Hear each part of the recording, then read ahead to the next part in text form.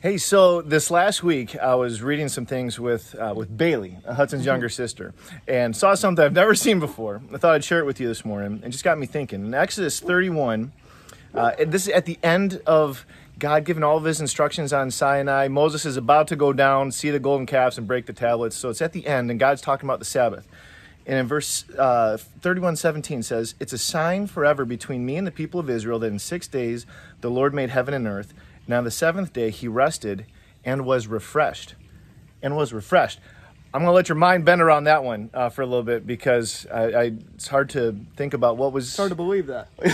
What was he refreshed from? But what it did get me thinking about was just how much God works. He works for us. A lot of times I tend to think of him just being up in heaven, kind of sitting, watching us, and he can control things kind of like with his mind, but I don't think it in terms of working. But Jesus was pretty clear that's not the case, actually. Read John 5:17. But Jesus answered them, "My Father is working until now, and I am working." And I am working. He's working. There's a lot of things as a father that I do for you. A lot of work, not just the job, but working around the house and Working around with the dogs. With the dogs, projects, trying to work on the field, and just all kinds of stuff.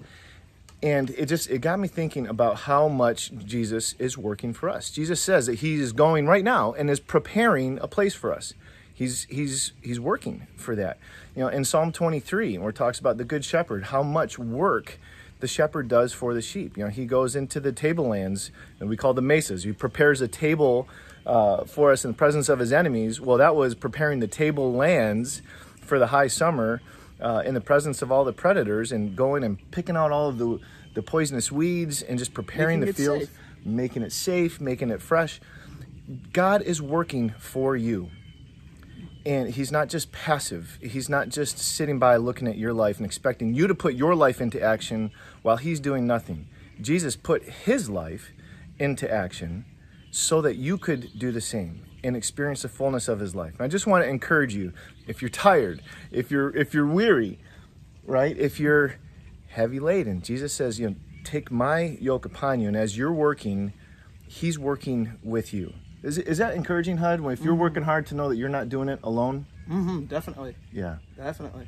You're not alone. God's working for you, and he's for you. Have a good day.